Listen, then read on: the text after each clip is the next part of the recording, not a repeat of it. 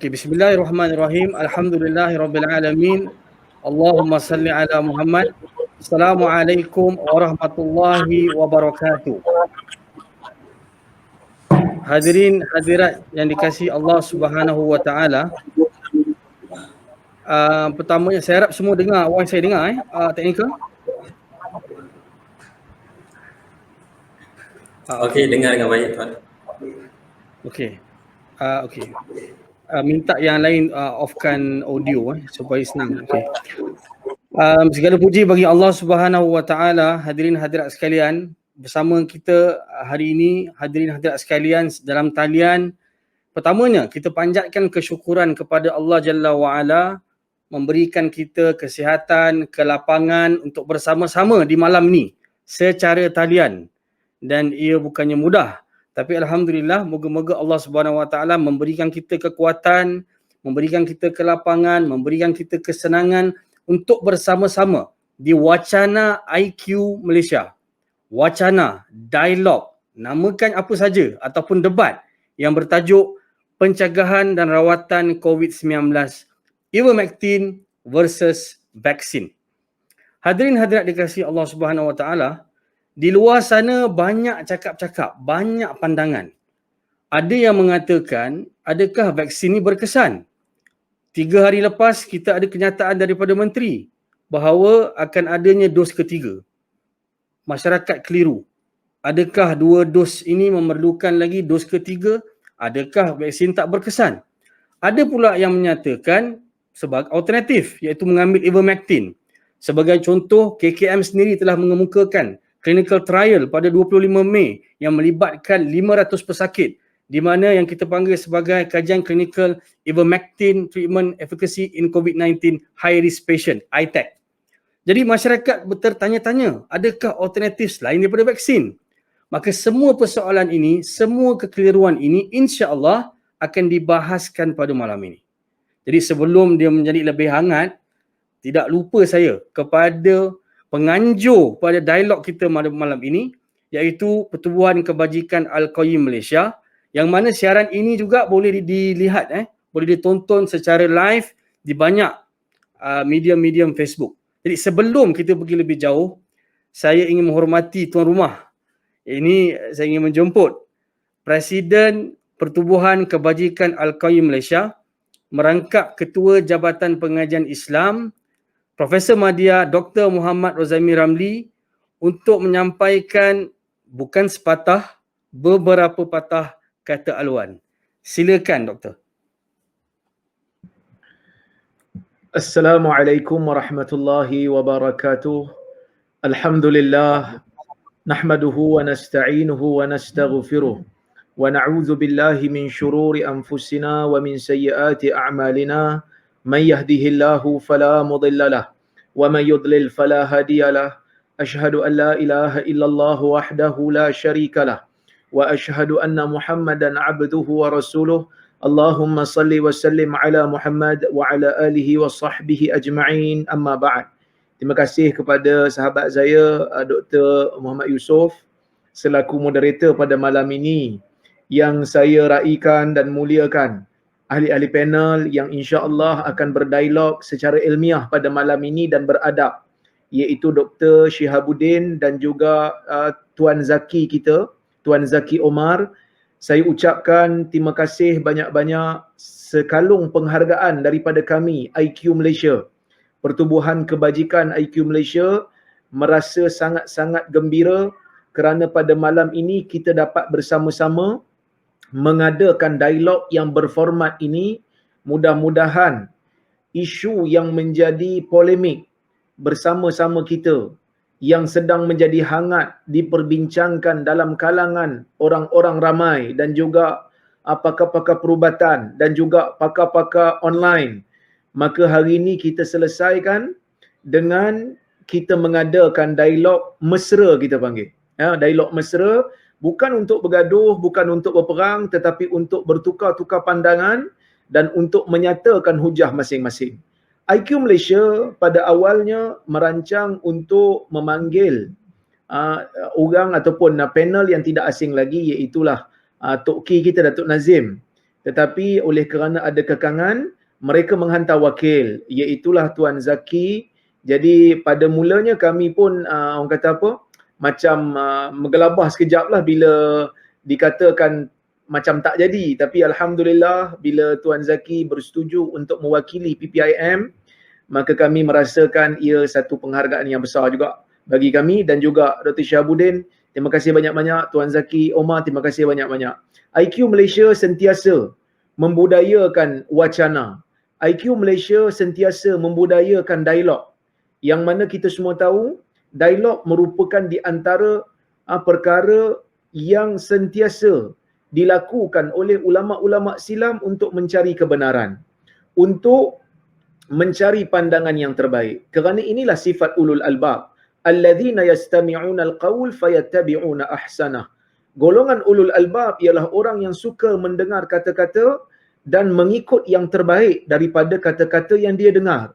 Tidak mungkin seseorang akan dapat memilih yang terbaik jika dia hanya mendengar satu pihak. Maka proses untuk mencari yang terbaik itu perlu dilakukan dengan mendengar pelbagai kata-kata, menilai dan menafsir dan menganalisis agar pandangan yang terbaik itu dapat dipilih berdasarkan dengan bukti dan hujah-hujah. Jadi saya mengharapkan agar dialog pada malam ini akan memberikan ruang kepada panel untuk menyatakan hujah masing-masing, memberikan fakta dan data yang ada supaya netizen dapat maklumat yang sebenarnya berkaitan dengan ivermectin dan juga vaksin COVID-19. Kita semua berada dalam keadaan yang tertekan. Semua orang tertekan lah kita kata dengan COVID. Bermula daripada frontliner sampailah kepada orang yang semarhain-marhain manusia macam kita ni, macam saya ni pun rasa tertekan kerana dikurung, kerana ada kekangan, ada PKP, ada pelan pemulihan negara dan sebagainya. Kita mengharapkan yang terbaik untuk kemanusiaan, kita mengharapkan yang terbaik untuk negara kita, kita mengharapkan yang terbaik untuk umat kita dan rakyat kita. Jadi saya dengan senang hati dan juga gembira mengalu-ngalukan juga penonton-penonton yang Alhamdulillah isu agung bagi tahu pada saya sekarang ni yang mengikuti live adalah 1.5 ribu. Maksud 1,500 sudah ada di online untuk mengikut wacana ini, mengikut dialog ini. Jadi insya-Allah mudah-mudahan ia memberi manfaat. Saya dengan ini merasmikan program dialog ivermectin versus vaksin dalam merawat dan mencegah COVID-19. Terima kasih. Assalamualaikum warahmatullahi wabarakatuh. Waalaikumsalam warahmatullahi wabarakatuh. Terima kasih banyak Profesor Madya Dr. Muhammad Razaimi Ramli. Hadirin hadirat sekalian, bukan semua orang yang mempunyai lidah mampu berhujah. Bukan semua orang yang berhujah mampu menyatakan kebenaran. Dan bukan semua orang yang merasakan dirinya benar mampu menyampaikan kebenaran kepada orang lain. Atas dasar itu, saya secara peribadi ingin mengucapkan terima kasih banyak kepada dua panelis kita malam ni. Bukan suatu yang mudah. Banyak orang boleh cakap apa saja di luar sana. Tetapi apabila kita panggil mereka untuk berdialog, itu memerlukan kepada keberanian. Jadi izinkan saya untuk memperkenalkan dua jejaka yang hebat Masya Allah yang akan membahaskan topik kita pada malam ini. Yang pertamanya saya menjemput Dr. Muhammad Syahabuddin bin Muhammad, iaitu seorang pegawai perubatan yang pernah berkhidmat di Hospital Sultanah Nur Zahirah selama 9 tahun saya difahamkan, mempunyai pengalaman sebagai doktor di ICU dan juga abuse selama setahun, doktor bedah selama 4 tahun, berkhidmat di Hospital Maternity Putrajaya sebagai registrar, menyertai NGO Mercy sebagai volunteer dan juga kini saya difahamkan menyambung masters dalam bidang health financing. Jadi beliau merupakan doktor perubatan yang banyak menulis dan juga dikenali sebagai Din Kapak. Saya rasa gelaran yang agak menarik jugalah. Ya. Assalamualaikum doktor, boleh dengar ke suara saya?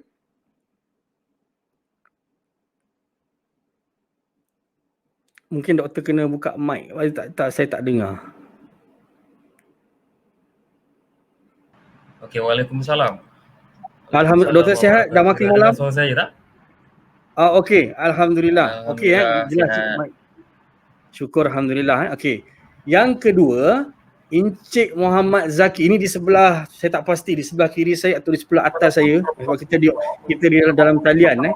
Jadi yang berbahagia Encik Muhammad Zaki bin Umar yang berpendidikan sarjana muda di UTM. Di UTM merupakan aktivis GPMC dan juga wakil PPIM dalam dialog kita pada hari ini. Assalamualaikum dan salam sejahtera Encik Muhammad Zaki. Boleh dengar ke suara saya? Boleh dengar. Waalaikumsalam warahmatullahi wabarakatuh. Terima kasih kepada Dr. Muhammad Yusof kerana memulakan majlis kita dengan, pada saya cukup baik, cukup indah susunnya. Okey, saya serahkan pada tu. Dah bersedia malam ni insya-Allah? InsyaAllah, alhamdulillah saya mengucapkan terima kasih berbanyak-banyak kepada Pro Media menjadi penyiar kepada siaran perbincangan dialog kita pada malam ini, dan juga kepada Institut Al-Qayyim di atas kesudian mengelolakan program yang kita ada pada malam ini. Jadi alhamdulillah saya mengucapkan terima kasih juga kepada PPIM dan juga GPMC atas kesudian mereka menamakan saya untuk mewakili PPIM dan juga GPMC dalam membincangkan isu ini. Dan saya percaya insya-Allah perjalanan majlis pada malam ini cukup baik, cukup indah, dan kita akan mempunyai satu perbincangan yang cukup bermanfaat insya-Allah.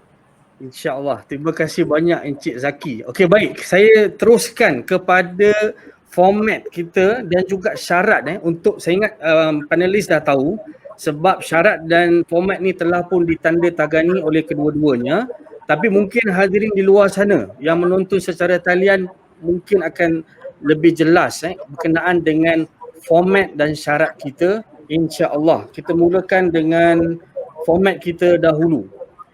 Boleh sharekan skrin berkaitan dengan format dia, technical. Baik. Sidang hadirin sekalian, saya mudahkan format kita pada malam ini di mana kita ada 4 bahagian. Yang pertama adalah ucapan pembukaan kedua-dua panelis yang akan dimulakan oleh Dr. Syihabuddin selama 15 minit, kemudian Encik Muhammad Zaki selama 15 minit.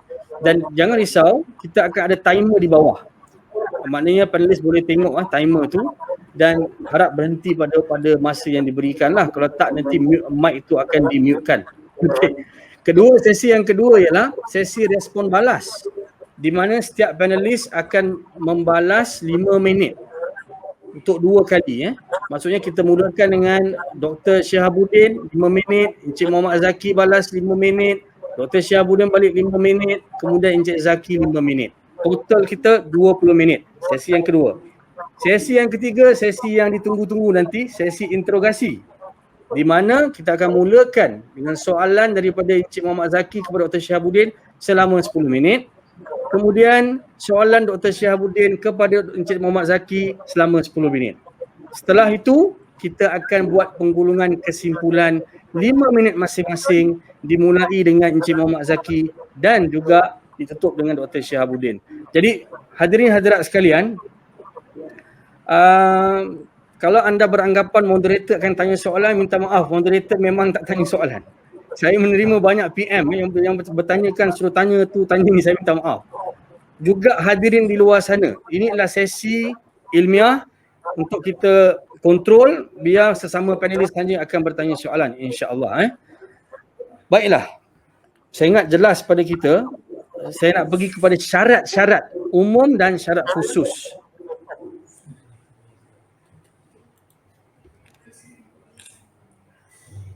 Baik, kita mulakan dengan syarat umum supaya jelas. Yang pertamanya, saya fikir kita faham adab diskusi dan saya yakinlah tak ada di kalangan panelis ni yang akan memaki dan sebagainya. Saya tak rasa lah, insya-Allah. Cuma saya tak pasti kalau di Facebook dan sebagainya, kita jaga jari jemari kita, insya-Allah. Okey. Quran kata dalam Quran An-Nahl surah Ini cukup baik surah insyaAllah. An-Nahl surah 16 ayat 125 udu ila sabili rabbika bil hikmah wal mau'izatil hasanah. Kan, jadi kalau dengar orang bukan Islam pun kita diseru untuk berhikmah dan pengajaran yang baik, apatah lagi sesama kita orang Islam, insya-Allah. Keduanya ialah pembentangan luar topik tak dibenarkan. Kita bincang tentang vaksin dan ivermectin. Yang ketiga, kita tak dibenarkan menukar format. Format kita dah bincang, dah setuju jangan tukar format. Yang keempat, diharapkan panelis jangan mencelah pada sesi pembentangan. Pembentangan jangan celah. Tak rasa geram nak respon, tunggu sesi respon, tunggu masa sesi interogasi. Yang itu boleh, tak ada masalah. Seterusnya, kalau ada sebarang masalah teknikal, kita hold sebentar. Jangan panik, tunggu sebentar. Kemudian panelis dibenarkan menggunakan apa-apa alat bantuan, maksudnya PowerPoint slide. Saya ingat ada PowerPoint slide bagi kedua-dua panel. Dan berhenti pada waktunya. Ya, mungkin kalau ada banyak nak cakap, berhentilah masa yang diberikan. Okay, itu umum. Sekarang kita pergi kepada yang khusus.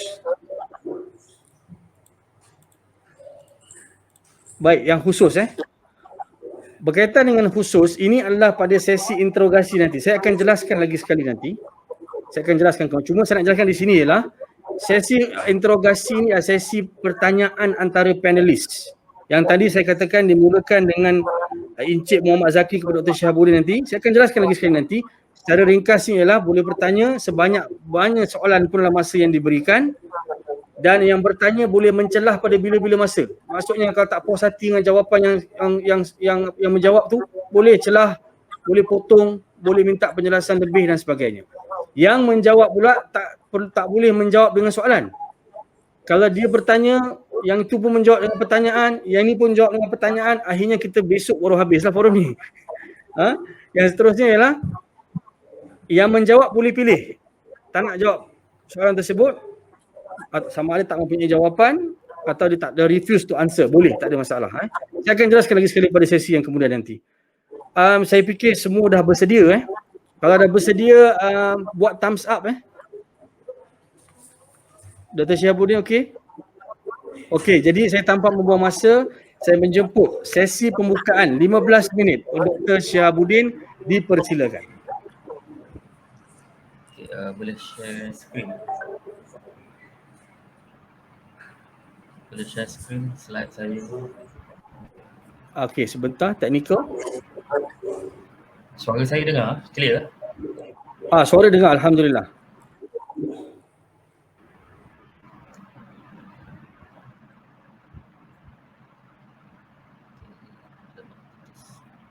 Hello, Assalamualaikum. Dengar ke? Waalaikumsalam. Ya, silakan Doktor. Saya tak. Okey, pertama sekali saya nak ucapkan terima kasih kepada pihak IQ sudi jemput saya, dan terima kasih khususnya kepada saudara Tuan Muhammad Zaki kerana sudi untuk bersama kita malam ini. Okey, vaksin versus ivermectin.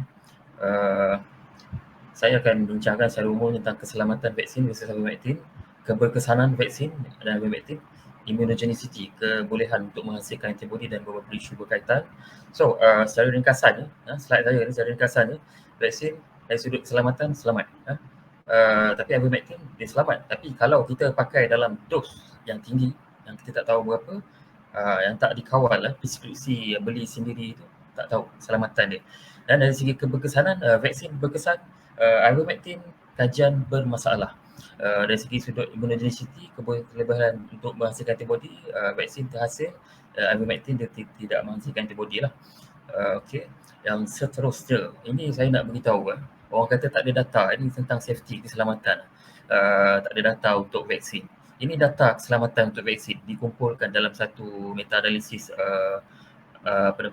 ini integrated vaksin, Sinopharm, Sinovac, dan yang kemudian mRNA, Pfizer, Moderna. Ini adalah kita panggil forest plot dalam meta-analisis. Okey, lagi dan viral vector seperti AstraZeneca. Okey, So secara ringkasan overall ini adalah satu meta-analisis yang lain daripada Ho Cheng 2021. Overall 4% saja serious adverse event. Pfizer 4%, AstraZeneca 17%, Sinovac not significant tapi tak adalah serious adverse event. Okay, so bila sebut pasal safety kita akan sebut pasal AFI. Apa itu AFI? Kesan sampingan selepas vaksin. So AFI ni tujuan dia adalah untuk bagi signal kepada syarikat vaksin jika terdapat sebarang masalah berbanding dengan sebelum dilesenkan, maka vaksin ini perlu dihentikan atau ditangguhkan sementara pemberian dia. Ini tujuan utama AFI, bukan untuk menakut-nakutkan pengguna. Okay. So contoh AFI adalah darah beku, radang jantung, keguguran, lumpuh muka dan sebagainya lah. So ini data AFI saya ambil daripada WHO sendiri di UK. Saya akan upload slide ini di Facebook saya nanti. United States, US, Canada, dan saya ringkaskan incidence AFI per sejuta, per 1 juta, bukan peratus. Allergic throat, anaphylaxis. Kalau kita tengok kat sini rendah saja. Yang paling tinggi pun di UK 12 hingga 16 per 1 juta. Dan di Malaysia 0.5 hingga 3 per 1 juta. Darah beku, blood clot. Juga rendah. Di Malaysia paling rendah 0.59 hingga 1.7 per 1 juta. GBS, Guillain-Barré syndrome, untuk inilah masalah saraf, tak boleh jalan apa semua tu. So viral lah dekat Indon kata tak boleh jalan, corona teruk sangatlah ambil vaksin ni. Tapi sebenarnya kalau US 12 tu preliminary, dia belum confirm lagi, dia belum kaji lagi. Di Malaysia tidak dilaporkan Guillain-Barré syndrome, dan yang lain tu jarang, 1 hingga 7.9 per 1 juta. Radang jantung, myocarditis di Malaysia 0 hingga 1.2 per 1 juta. Dan kematian kerana vaksin COVID ini di US 19 per 1 juta, itu yang dilaporkan. Sama ada sah atau tidak kerana vaksin itu perkara kedua. Di Canada, dia mungkin dah siap analyse 0.12 per 1 juta. UK yang dilaporkan 7 hingga 21 per 1 juta. Dan di Malaysia seperti yang diberitahu oleh menteri kita, kosong kematian kerana vaksin COVID. AFI Malaysia yang saya bagi tahu tadi beberapa jenis lah. Yang serius AFI overall 2 hingga 4 orang per 100,000. Allergic seperti saya bagi tahu tadi sangat jarang. Dan radang jantung contohnya 0 hingga 1.2 per 10 juta. Ini data daripada GitHub KKM hingga 5 September. So tentang yang kedua, keselamatan safety ivermectin. Umumnya ivermectin saya tak nafikan, dia selamat. Tapi persoalan dia at what dose? Pada dos yang berapa? Itu persoalan pertama. Persoalan kedua, masalah contoh US. Dia off label, dia tidak dibenarkan, dia tidak dilesenkan di US, not approved by FDA ivermectin. Tetapi off label, doktor sana masih boleh jual. Walaupun doktor sana boleh jual, mendapat peningkatan preskripsi daripada 3,000 sebulan hingga 80,000 sebulan, tetapi masih berlaku pembelian ivermectin haiwan. Ini bukan beli dengan doktor lah, dia beli sendiri, dia order online ke apa. Contohnya di Mississippi 70% peningkatan, begitu juga di Arkansas dan Texas, sampai menimbulkan kerisauan kepada CDC. Yang ketiganya masalah pada kajian. Saya kena sebut hal ini. Kajian praklinikal, inilah kajian yang mula-mula sekali mendakwa ivermectin berkesan. Kajian Kelly daripada Australia awal 2020. Dia mendakwa ivermectin berkesan dalam ujian makmal. Ya, kita tidak nafikan ivermectin memang berkesan dalam ujian tersebut. Tetapi dos yang digunakan adalah 5 mikromolar. Kalau tuan-tuan tidak percaya, saya tunjukkan kiraan di sini bagaimana kita convert. 5 mikromolar darab dengan molecular weight 875.1 molecular weight of ivermectin, dan kita bandingkan dengan individu seberat 80 kilo darab 1.7 gram per kg. Ini dos yang paling tinggi pernah diberi, yang pernah direkodkan oleh FDA. So kita bagi dua ni, kita dapat 32. Ini asalnya ganda lebih tinggi. Saya nak tanya Tuan Zaki lah lepas ni, kalau figure ini salah, sila betulkan. Dan walaupun dengan dos 32 kali ganda lebih tinggi ini, mengikut kajian lagi satu, Virginia Smith, dos setinggi ini, dos 32 kali ganda ini, masih tidak dapat mencapai kepekatan berkesan di paru-paru yang dicadangkan oleh Kelly. 2 mikromol tak dapat capai. Walaupun dia ambil dos secara harian, dia ambil 12 mg, tiap-tiap hari ambil. Paling tinggi pun boleh capai hanya 1/4. Daripada dos berkesan tu. Maka masalah di sini adalah ivermectin secara oral adalah tidak berkesan. Dia masuk ke perut, dia masuk ke hati, okey, tinggi lagi level kat. Tapi dia nak pergi ke paru-paru tu dia masalah. Lung plasma ratio dia poor. Okey, kita satu institut antara institut yang diasaskan oleh Profesor Omura, pengasas pencipta ivermectin. Dia menyokong ivermectin, tetapi kita satu yang sokong ivermectin sendiri dalam literature review dia memberitahu ada masalah dalam data pra-clinical, data kajian makmal ivermectin ini. So ini daripada tadilah ISO-COVID tadi meta-analisis tadi dari sudut keselamatan ivermectin 0.99 risk ratio dia kita kira tidak signifikan secara umumnya, tapi kalau orang tu ambil tanpa preskripsi, beli ivermectin haiwan dan overdose lagi, itulah lagi masalah lah. Dan certain golongan kalau kita katakan ivermectin ini selamat, cuba bayangkan ada orang ada pakcik tua, ada makan ubat cair darah warfarin, kemudian ada penyakit hati, kemudian mungkin dia kemurungan, dia ambil ubat benzodiazepine, ubat penenang, kemudian dia ada ambil ubat kolesterol, statin. Orang yang macam ini kalau dia ambil ivermectin, kemungkinan untuk ivermectin itu pergi melepasi pagar otak, blood brain barrier adalah tinggi. Dia ada inhibition, maka kesan sampingan seperti sawan, ataxia dan koma serta kematian adalah tidak mustahil. Maka jangan sebarangan bagi tahu ivermectin adalah selamat, berkesan. Orang boleh salah faham benda tu. Kena jumpa doktor. Okey, yang seterusnya. Keselamatan ivermectin tu adalah secara umumnya daripada kajian-kajian ivermectin tu ada masalah dari segi dos. Kejap 200 gram per kg. So ada kata daily, ada kata weekly. Kalau oncocerciasis dia pakai 1 hingga 2 kali sahaja setahun. Dan masalah saya sebut tadi, penjualan berluar-luasa serta tidak ada sistem seperti vaksin AEFI untuk ivermectin ini. Ini masalah. So dia underreported lah sebenarnya. Yang seterusnya keberkesanan vaksin. Secara umumnya 83% berkesan pada alpha variant, original variant, 95 Pfizer dan seterusnya. Dan kita tidak nafikan keberkesanan menurun, kita realistik daripada 95 turun ke 88% untuk AstraZeneca turun ke 60, Sinovac turun, baru ni Pharmanegra punya wakil beritahu turun 59. Tetapi kadar pencegahan hospitalization, kemasukan hospital dan kematian masih lagi berkesan sehingga hampir kepada 99%.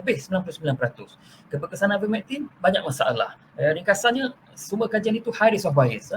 Kalau kita guna kajian yang low risk of bias, keberkesanan ivermectin RR 0.96 sama dengan 4% sahaja. Ini secara lebih detail lah dari sudut pencegahan apa semua tu. Dan ini bias risk table lah. Nanti slide boleh tengok hampir semua kajian adalah bias dan yang berisiko tinggi, agak tinggi. Saya ringkaskan, saya buat jadual perbandingan. Okey, ini yang mana kita boleh lihat vaksin dan ivermectin bias tinggi. Ini saya ambil worst case scenario untuk vaksin. Paling teruk pun bias 25%. Hakikat tak sampai 25%. Tapi ivermectin punya kajian risiko untuk bias dia 55%. Ini paling rendah. Kalau kita ikut kajian Cochrane, risiko bias dia total semua adalah 85%. Dari segi keselamatan, okey, fine, tak ada isu. Tapi dari segi keberkesanan, ivermectin hanya 4%. Awak cakaplah berapa pun, hanya 4% saja. Ikut kajian yang low risk of bias. Dan keberkesanan vaksin 83% untuk alpha variant. So begitu juga dalam kajian meta-analisis yang lain. Dr. Hill lah tarik balik. Dia kata sebelum ni 56% berkesan untuk cegah kematian. Hakikatnya Dr. Hill tarik balik dalam Twitter dia kata jangan quote meta-analisis dia. Pada dia ivermectin tidak berkesan untuk mencegah kematian. Dan dia nasihat jangan quote data observational. Data yang bukan kajian RCT. Corey ni antara pejuang ivermectin di US, 19 RCT. Saya tulis kat sini 7 salah study design. Satu angka yang tinggi berbanding dengan meta-analisis yang lain. Dan lebih daripada 5 salah gabung dan banding dengan ubat yang tidak berkesan, 1 ditarik balik lah. Brian 15 RCT, 6 salah gabung banding, 2 saja salah gabung design, 1 ditarik balik. Brian kata certainty of evidence adalah rendah untuk ringan untuk COVID ringan dan pencegahan, tetapi untuk pencegahan kematian dikata sederhana. Tetapi saya tengok ada satu kajian Fonseca dia kata no risk of bias. Rupanya Fonseca ni bukan RCT, so tak ada randomization, allocation concealment tak ada, blinding tak ada, maka dia high risk of bias. Maka pada pendapat saya risiko ketepatan data, certainty of evidence untuk mortality, pencegahan kematian adalah rendah sebenarnya kalau ikut kajian Brian.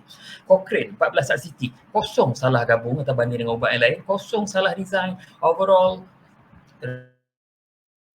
rendah lah jituan data, high heterogeneity, ada kata berkesan, ada kata tak berkesan. So ivermectin ini dia tidak berkesan pada Cochrane untuk mencegah dan merawat COVID. Okey, ini contohlah. Contoh kajian-kajian yang salah, Niai, Al-Gaza, Schwartz kajian Israel, Tanioka dan sebagainya. Okey. So ini saya nak beritahu data dari GitHub KKM tu sampai 7 September. So daripada data ini kalau kita buat kiraan odd ratio, adjusted odd ratio yang tidak vaksin ke barangkalian ataupun odd kemungkinan untuk mati kerana COVID adalah 9.6 hingga 159 kali ganda lebih tinggi berbanding mereka yang sudah komplit 2 dos. Okey, kita banding dengan 1 dos pula. Yang tidak vaksin 3.8 hingga 7.7 kali ganda lebih tinggi kematian tidak vaksin, kematian COVID berbanding dengan yang sudah komplit 1 dos. Untuk 2 dos, kita panggil relative risk reduction 90 hingga 99% berkesan mencegah kematian. Saya nak Tuan Zaki sebab malam ini saya tak niat nak burukkan ke apa, tapi saya nak kongsi kalau boleh, kalau angka ini salah saya nak minta Tuan Zaki jawab nanti. Ini cara kira odd ratio, boleh minta pertolongan siapa saja nak call live pun saya tak kisah. Okay, so tadilah pasal ivermectin, masalah dia selamat, tapi kalau tidak dipantau itu masalah dia ivermectin. Yang kedua, apa jadi jika ibu mengandung yang beli ivermectin? Apa jadi jika pesakit yang ada ambil warfarin, pesakit hati, kemurungan, pesakit kolesterol tinggi? Dan apakah alternatif bagi ibu mengandung? Kalau dia tak ambil ivermectin, dia nak ambil apa untuk rawat COVID ni? Okay. Dan alhamdulillah orang kata lepas vaksin tak ada antibody, maka kerajaan kata tak boleh buat test antibody. Sebenarnya ini semua adalah satu pembohongan. Ini saya tunjuk data log 1/10 kuasa 1, 10 kuasa 2. Antibody itu adalah wujud antibody kepada S spike protein. So itu data preclinical, data postclinical, post-licensing, Catherine, Point, Chia, Zijun, Wang, semua kata ada, even untuk data variant pun ada, banding dengan natural immunity pun ada. Kajian otak belit kat hidung kata sama tinggi vaksin tak vaksin. Kajian tu ambil 14 saja sampel. Additional 208 sampel tu tak diberitahu demografik data, berapa lebih 60 tahun, berapa kurang, lepas tu berapa yang berisiko tinggi, berapa yang tak ada risiko penyakit BMI tidak beritahu. Lepas tu dia one off testing sekali saja, dia tak serial dan yang seterusnya adalah isu berbangkit lah, data dia tak boleh pakai lah kan.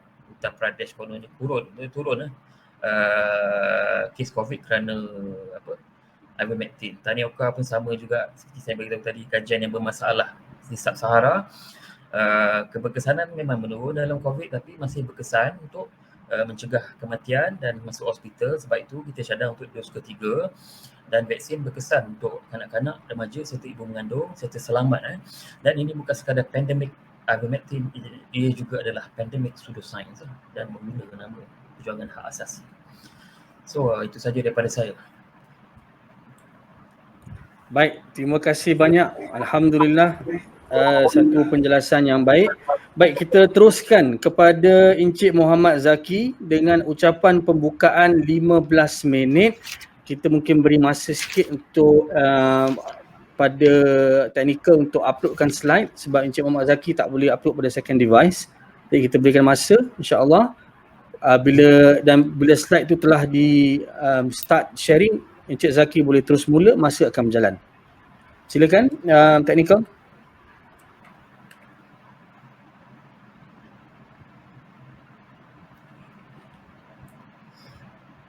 Okay, Dr. Syabuddin lah. Okay, untuk itu, untuk tidak buang masa, saya rasa saya boleh mulakan perkongsian daripada saya.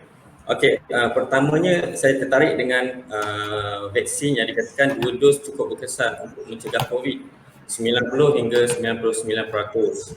Jadi pada saya, pertamanya jika vaksin cukup berkesan, mulai esok semua frontliner dah tak perlu guna PPE lah ataupun tak perlu guna mask. Saya rasa ini logik yang paling baik untuk meningkatkan keyakinan orang ramai bahawa vaksin betul-betul berkesan.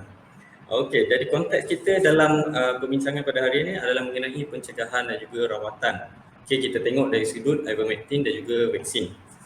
Jadi kita boleh tengok ivermectin ni dari sudut perawatan Okey, sebab ivermectin ni adalah sejenis drug. Jadi kita akan bincangkan ivermectin ni dari segi drug dan juga praktis yang digunakan semasa ni oleh KKM. Jadi dalam kita nak mencegah, okey, kita pun ada merawat. Okey, so far pencegahan yang kita guna adalah pencegahan secara fizikal, yang mana pencegahan dengan menggunakan SOP, okey, dengan menggunakan mask, social distancing, everything, dan juga melibatkan pihak berkuasa dalam melaksanakan SOP ni.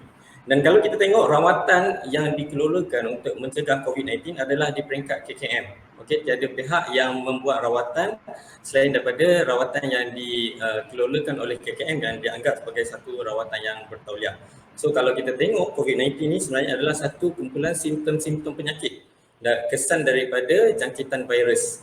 Okey, kesan daripada jangkitan virus tersebut yang menyebabkan wujudnya simptom-simptom yang kita kumpulkan sebagai COVID-19. Jadi perbincangan saya malam ini suka untuk saya tengok kepada clinical management of confirmed case COVID-19 dalam di kalangan adult. Okey, saya terdengar macam ada noise. Okay, jadi kalau kita tengok clinical management di peringkat KKM, kita ada 5 clinical stage. Okey, asymptomatic, ada pneumonia, tak ada pneumonia, sampailah ke peringkat stage yang kelima. Jadi start daripada tahun lepas, daripada bulan Februari hingga hari ini bulan September, telah banyak tindakan daripada pihak KKM dalam merangka rancangan untuk mencegah dan juga merawat COVID-19. Jadi kalau ivermectin dikatakan tidak berkesan, adakah rawatan kita pada ketika ini adalah paling berkesan? Kalau kita tengok, kita boleh masuk kepada slide nombor 2. Ini adalah kompilasi maklumat daripada Annex. Okey, file Annex yang ada bersama saya ni adalah file Annex 2E, yang mana file Annex ini adalah clinical management untuk kes-kes COVID-19. Jadi kalau saya mulakan di sini daripada bulan Mac yang lepas, bermula daripada 24 Mac yang lepas, 28 Mac yang lepas, kita telah ada Annex 2E yang pertama, yang mana pada ketika itu kita ada 1425 kes yang aktif. Dan pada ketika ini kita ada kes positif sebanyak 1624, yang kes aktif yang mana mendapat rawatan di hospital adalah 1425. Dan pada tarikh ini kita telah mempunyai 16 kematian di kalangan orang awam. Dan kalau kita tengok orang-orang yang dikatakan positif COVID, orang-orang yang dirawat, untuk stage pertama kita tengok tak ada sebarang treatment yang diberi. Orang yang positif ini kita asingkan, okey, tunggu 14 hari.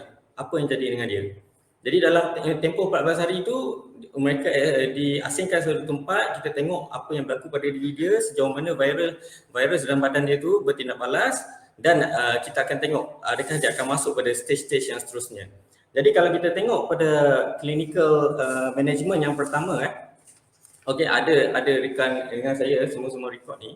Jadi kita tengok di peringkat KKM tiada menyatakan dalam jadual saya tu no specific treatment yang diluluskan approved di peringkat KKM.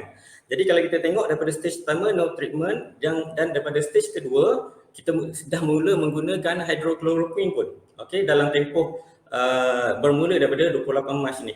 Dan ini adalah rawatan dicadangkan. Selain daripada itu adalah daripada inisiatif kefahaman para doktor dalam melawat pesakit. Tak ada spesifik treatment. Termasuk ada hospital yang menggunakan vitamin C untuk merawat pesakit. Jadi kita boleh tengok ada banyak perkongsian daripada pihak-pihak menggunakan rawatan alternatif pada ketika ini.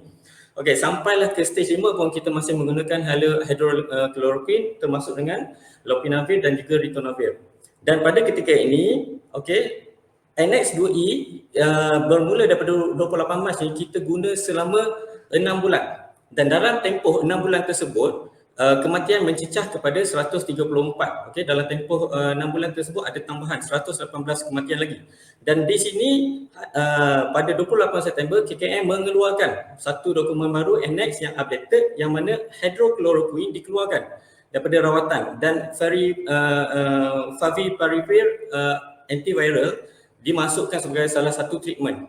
Dan bermula daripada 28 September hinggalah kepada 13 Ogos yang baru ini, okey, selama 11 bulan favipiravir digunakan dalam treatment kita. dan kita boleh tengok pesakit yang stage 3 yang mana berumur 50 tahun ke atas dan juga mempunyai end stage renal failure dan juga ada warning sign, mereka dirawat seperti pesakit stage keempat. Dan dalam tempoh 11 bulan ini kita boleh tengok ada pertambahan 11,834 kematian yang baru bermula daripada, kalau kita kira balik daripada September tahun lepas. Jadi kalau kita tengok dengan berubah kepada guna antiviral Favipiravir ni, kita dapat lihat ada pertambahan kematian yang cukup tinggi berbanding dengan 6 bulan menggunakan hydrochloroquine. Jadi data-data ni saya extract direct daripada NX2E KKM. Okey, dan kita boleh tengok betul-betul stage kedua tiada treatment, hanya tengok pada vital sign.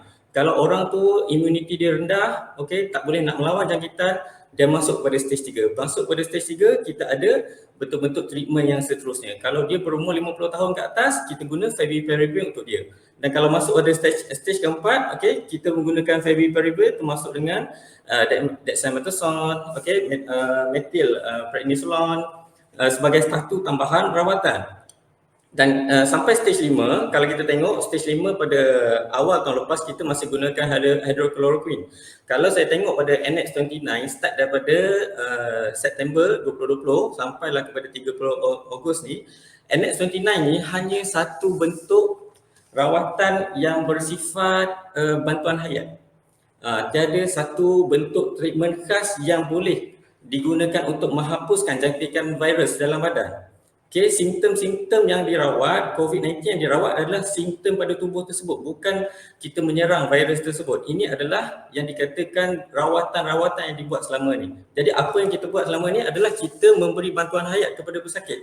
Bukan kita merawat COVID-19, bukan kita menyerang virus yang menyerang orang itu sendiri. Dan kalau kita tengok mulai 13 Ogos baru-baru ini ada satu perubahan yang dibuat pada dokumen NX2 ini yang mana 3 hari sebelum kita bertukar Perdana Menteri, okey, Favipiravir dikeluarkan daripada treatment ini. Okey, tiada lagi antiviral drug yang digunakan sampai pada stage ketiga. Dan orang-orang yang 50 tahun ke atas yang ada end stage renal failure juga tak digesa untuk menggunakan Favipiravir. Dan masuk stage keempat sahaja, okey, masuk ke stage keempat sahaja kita gunakan remdesivir, dan masuk ke stage 5 kita akan guna Besitinib, tocilizumab dengan dexamethasone. Dan dalam rawatan ini, okey, keseluruhannya adalah untuk mengawal jangkitan ataupun untuk merawat simptom yang ada, bukan untuk menghapuskan virus dalam tubuh. Dan sepanjang kita tengok dalam 18 bulan, hampir 18 bulan KKM membuat rawatan tersebut tidak menghapuskan virus. Dianya bergantung kepada kekuatan individu untuk melawan jangkitan. Dan kalau kita tengok keseluruhannya tentang COVID-19 ini, ia adalah berkenaan daya immunity kita, daya tubuh kita untuk melawan jangkitan. Saya nak tahu juga apa sebenarnya KKM buat dalam nak meningkatkan daya immunity. So far yang kita tengok daripada stage 1 dan 2, kita hanya tunggu dan lihat. Okey, kita hanya tunggu dan lihat jika pesakit tersebut dalam kategori 1 dan 2 ni, sebenarnya kalau kita tengok daripada Ogos yang lepas, KKM telah mula membuat pecahan tersebut. Dan dalam perubahan treatment ini, okey, dalam perubahan treatment selama 11 bulan yang lepas, kita dapat lihat dengan berubah daripada menggunakan hydrochloroquine, kita menggunakan antiviral yang di mana diluluskan oleh KKM, dan ini adalah satu treatment yang bukan diluluskan, dia masih bersifat boleh dianggap sebagai satu bentuk eksperimen. Okey. So kalau kita masuk kepada next slide saya, kalau kita tengok kepada Favipiravir punya side effect, okey, minta admin tolong masuk. Next slide. Okey, masa penggunaan hydrochloroquine, okey, kita stay pada slide ni juga. Kita tengok kematian daripada 16 kematian dia naik kepada 134 kematian dalam tempoh 6 bulan. Tapi sebenarnya 80 kematian yang pertama adalah berlaku sebulan yang pertama selepas kita mula menggunakan NX2E yang baru ini. Dan bukan mewakili keseluruhan kematian berlaku dalam tempoh 6 bulan yang mana KKM kata hydrochloroquine tidak mengurangkan kematian. Dan kalau kita tengok Daripada Mac pada April ada pertambahan 80 kematian yang baru. Mungkin pada ketika ini kaki tangan perubatan belum mahir ataupun belum memahami cara untuk merawat. Tapi kita tengok masuk pada Mei ada pertambahan 19 kematian baru. Masuk kepada Jun ada 6 pertambahan kematian baru dan nilai dia cukup kecil. Tambah 2 dan yang terakhir sebelum annex yang seterusnya dikeluarkan ada 9 pertambahan kematian baru.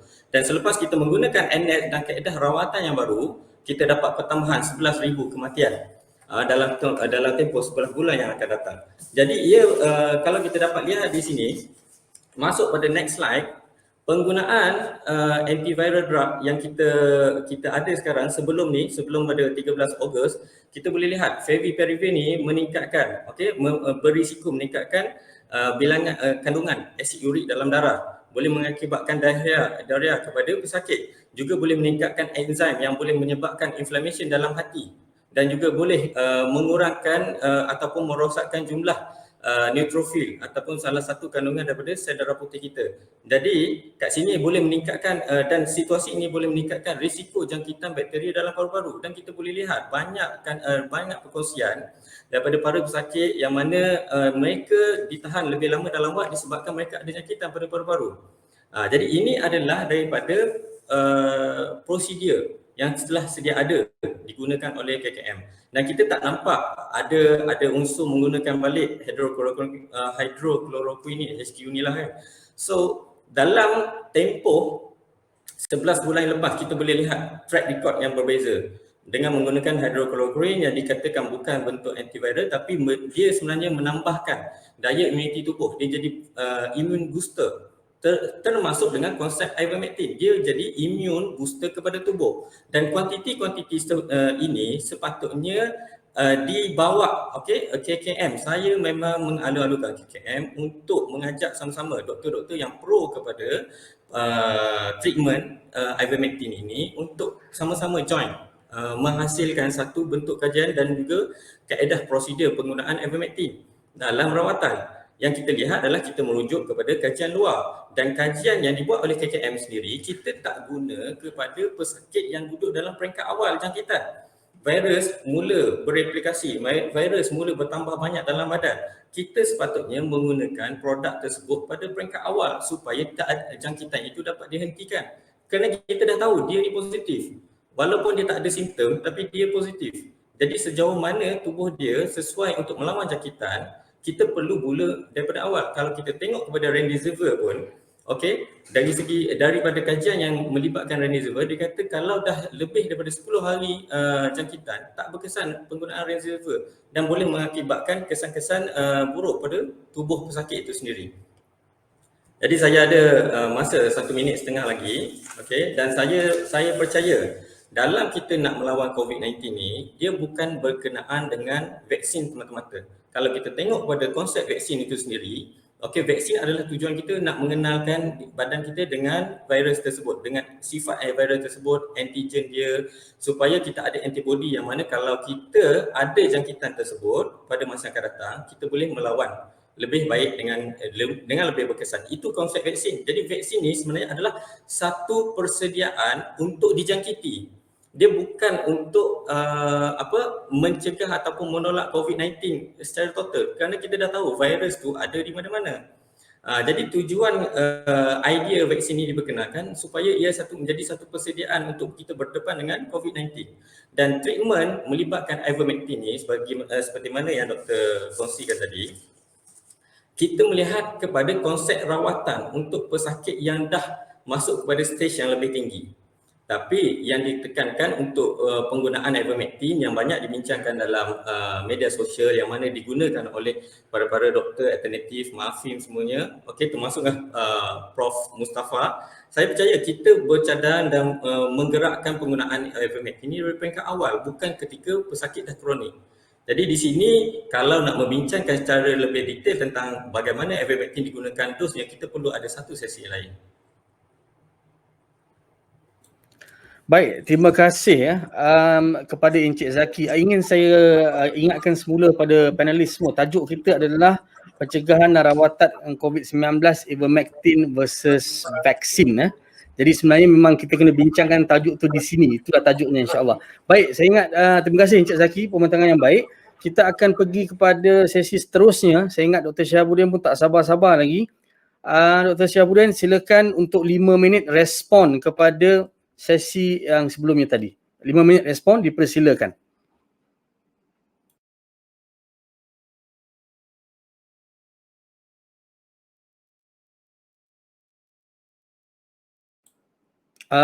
Mike tak dengar, Dr. Mike tak dengar ya. Dengar ke? Hello? Okey, respon saya dengan hormat lah pada Tuan Zaki. Punya jauh dia pusing. Cerita Fabi Prawir apa semua tu. Nasib baik last sekali ada juga dia cerita pasal ivermectin dan vaksin lah. Saya dapatlah poin dia tu.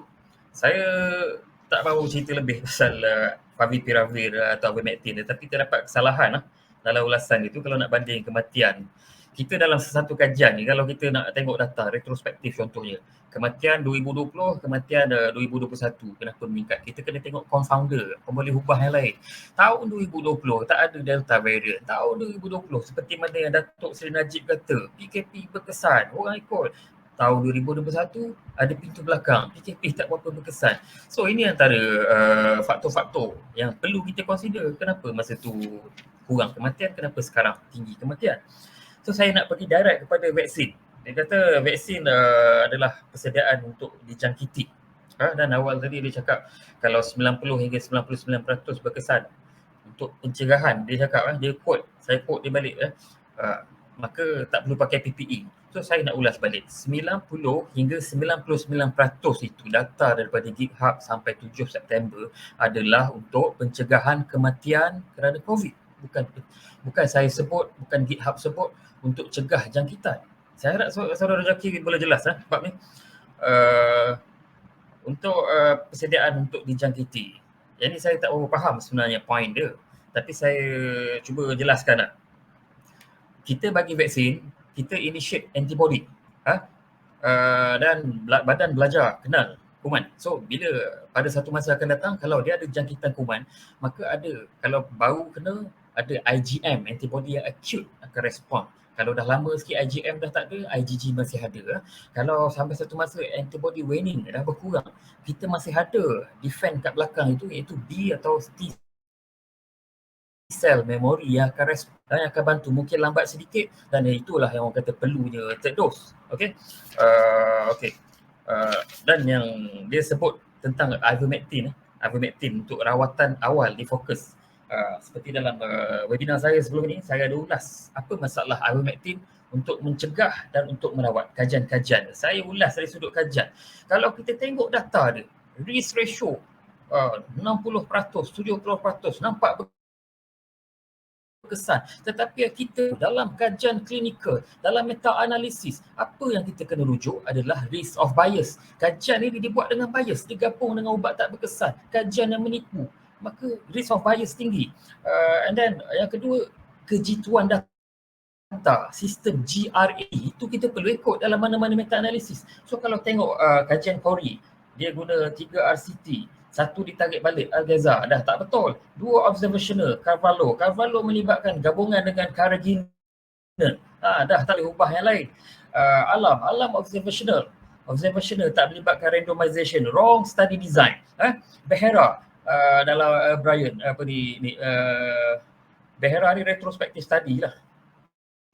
Retrospective tak ada. Okay. Brian pula dia kata evidence of certainty, kejituan data untuk mencegah jangkitan COVID menggunakan ivermectin adalah rendah certainty of evidence. Digunakan 3 RCT, Schaumann, Chahla dan Algaza. Schaumann, satu kajian di Egypt, dia kaji apakah kemungkinan kontak rapat tu boleh kena COVID. Bagi ivermectin dan tak bagi PCR dalam kajian ini. Itu satu risk of bias, dan dia ada risk of bias yang lain, randomization, blinding, dia bias.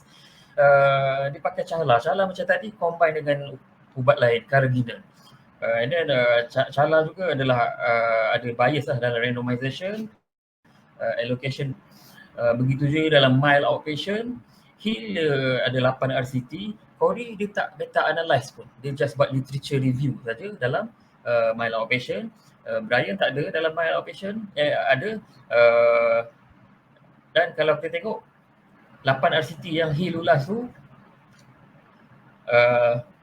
majority berlibat lain, satu ditarik balik, dan ada salah yang study design, Fonseca, dan bias lah, Charco ni dia kata ivermectin berkesan tapi sample size 24 saja, statistically not significant. So sebabkan masalah inilah kita bukan tak terima ivermectin, tapi kita nak cakap, nak bagi tahu kat sini masalah adalah data itu bias, data itu ada masalah, low certainty of evidence, tidak tepat.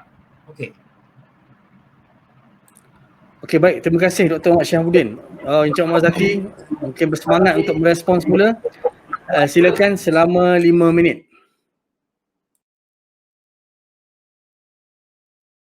Kena buka mic Encik Zaki.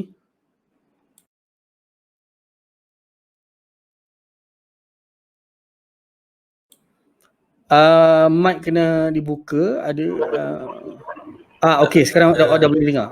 Boleh dengar. Timer technical timer 5 minit Okey, boleh. Alright. Jadi saya dapat jawapan daripada Dr. Syahabuddin tadi bahawa vaksin tujuan dia adalah untuk mencegah kematian. Maknanya bukan untuk mencegah jangkitan, dan jika masih dijangkiti kita masih boleh capai pada semua stage. Okey, termasuklah stage 5. Dia teorinya tidak terhad kepada stage 1 dan 2 sahaja. Jadi maksud saya persediaan untuk dijangkiti sama seperti kita kenal penjenayah. Okey, bila kita ada antibody, that means kita boleh kenal siapa yang nak menyerang kita, terutamanya virus tu. Okey, mungkin kita tak boleh nampak, tapi let's say ada jangkitan dan badan kita dah ada antibody, itulah teorinya daripada vaksin tersebut. Jadi kalau kita tengok dalam isu vaksin ini dan kita tengok pada tahun 2020 yang lepas, masa tu vaksin tak ada dan kadar kesembuhan adalah 98%. Jadi apa yang menyebabkan lebih kurang 50,000 individu di Malaysia yang mana positif COVID-19 masa itu boleh sembuh pada kadar 98% walaupun tak ada vaksin. Dan kadar kematian pada ketika itu hingga akhir tahun sekitar 140 kematian jika tidak silap saya lah, berdasarkan rekod yang saya ada. Dan perubahan dari segi cara kita merawat pesakit boleh menentukan bagaimana kematian itu berlaku. Ini antara perkara yang saya dapat bila kita membuat postmortem. Kita membuat postmortem kepada data-data dan juga bagaimana kaedah rawatan itu dibuat. Jadi kita tidak melihat sebarang serangan dibuat kepada virus tersebut. Yang kita merawat dan kita lakukan prosedur adalah terhadap manusia yang dijangkiti. Untuk orang yang positif, kalau virus tu duduk dalam hidung dia, jadi virus tu akan duduk kat situ sahaja. Kita hanya tunggu masa untuk swab, lepas tu swab, okey, sampailah virus tu rosak dengan sendirinya dalam tempoh 14 hari tersebut, ataupun tubuhnya membina antibody dan menghapuskan jangkitan yang berlaku daripada dalam tubuh dia. Dan kita tengok hingga pada hari ini, mereka yang berada pada stage 1 dan 2, yang mana yang tak ada simptom, yang mana ada simptom, majoritinya cukup besar pada stage 1 dan 2. Yang betul-betul serius sahaja, yang mempunyai sejarah penyakit, itu yang kita gesa untuk dirawat di hospital. Dan kita boleh tengok performance dari segi rawatan yang seterusnya adalah banyak kes-kes jangkitan yang baru berlaku kepada orang-orang yang telah divaksin. Dan banyak data-data sebegini belum dikuasai, belum dipunyai, belum dibentangkan kepada orang ramai dengan lebih meluas. Dan saya percaya kita dah ada platform GitHub yang Dr. Syahabuddin sebut tadi. Dan saya percaya untuk pada masa akan datang, data-data ini boleh menjadi satu data yang dirujuk oleh orang ramai, yang mana kita nak melihat ketelusan cara vaksin ini berkesan dalam mengurangkan jangkitan kepada orang ramai. Tak boleh mengurangkan jangkitan tapi boleh mengurangkan kematian. Itu yang saya faham. Bagaimana untuk jadikan kajian itu tidak bias? Sekarang ini konteks kajian yang dibuat oleh KKM adalah diuruskan sepenuhnya oleh KKM. Doktor-doktor yang pro kepada ivermectin ini seramai mana dilibatkan dalam kajian ini. Saya percaya beribu-ribu, terlalu ramai kalau beribu, tapi saya percaya ramai doktor di luar sana yang mana berada di Malaysia sanggup terlibat bersama-sama KKM untuk memastikan kajian itu tidak bias. Cuma ada sejauh mana mereka dijemput, dan kita boleh tengok bagaimana research yang didesign, okey, reka bentuk research tersebut, mereka mengutamakan ivermectin kepada orang yang telah mengalami simptom yang lebih teruk. Okey, gangguan pernafasan yang lebih tinggi. Sedangkan kita kalau boleh kita nak tingkatkan tahap imuniti beliau, individu tersebut sebelum jangkitan itu menjadi lebih teruk. Iaitu itu konsep penggunaan ivermectin. Sebagaimana kita kata ivermectin digunakan oleh haiwan binatang. Contohnya haiwan, mana-mana haiwan yang sakit pun kalau kita tanya haiwan tersebut, dia tak boleh nak jawab. Okey, saya sakit kat mana? Tapi dia ada jangkitan. That's why konsep ivermectin ini digunakan untuk meningkatkan, nak boostkan dia punya sistem immunity supaya sistem biologinya boleh menghadapi jangkitan yang sedang berlaku dalam tubuhnya. Okey, jadi ini adalah satu konteks yang mana tak dibahaskan sejauh mana kesan atau immune response terhadap sistem adaptive immunity itu dibincangkan dengan lebih detail, terutamanya di peringkat mainstream prosedur lah, di peringkat KKM. Jadi kalau tak nak kajian tu bias, pada saya libatkan doktor-doktor yang pro kepada penggunaan ivermectin ini. Kalau kita tak nak lihat kepada sistem di luar. Baik, terima kasih banyak kepada Encik Muhammad Zaki atas respon yang baik selama 5 minit tadi. Kita pergi semula ke Dr. Syihabuddin untuk respon yang kedua selama 5 minit, dipersilakan.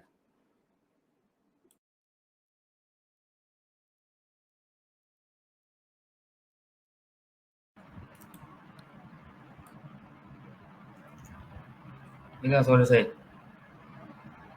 Hello? Dengar tak suara saya? Okay, dengar. Okey, Saudara Zaki cuba memberitahu kawan-kawan untuk CAT 1, CAT 2, CAT 3 mungkin ada rawatan. Apakah tidak ada untuk menaikkan antibody? Ada. Jawapannya vaksin. Itulah rawatan dia. Dan saya nak beritahu saudara Zaki, sebab apa kerajaan tidak memasukkan protokol rawatan COVID, bukan KKM saja, malah WHO, FDA dan EMA. Satu dunia. Hampir satu dunia lah. India bagi, kita tarik balik. Sebab apa? Sebab kajian dia bermasalah. Itulah asas dia. So sekarang ni saya nak beritahu saudara Zaki, ada ubat yang lain, antiviral lain. Kalau saudara Zaki nak sangat ubat yang untuk rawat peringkat awal, ada ubat lain. Saya bagi nama T527 di US, Exo CD24 daripada Israel. Ubat ini dalam kajian fasa 2, Moonsong trial, 80% berkesan untuk membunuh virus, replication, dan masih dalam kajian fasa 3 kan. Okey.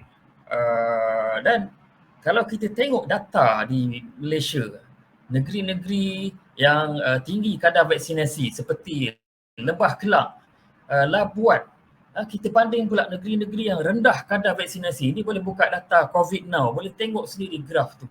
Sabah dan Kelantan, Kedah contohnya. Tinggi kadar vaksinasi ini, peratusan kes positif mencatatkan penurunan.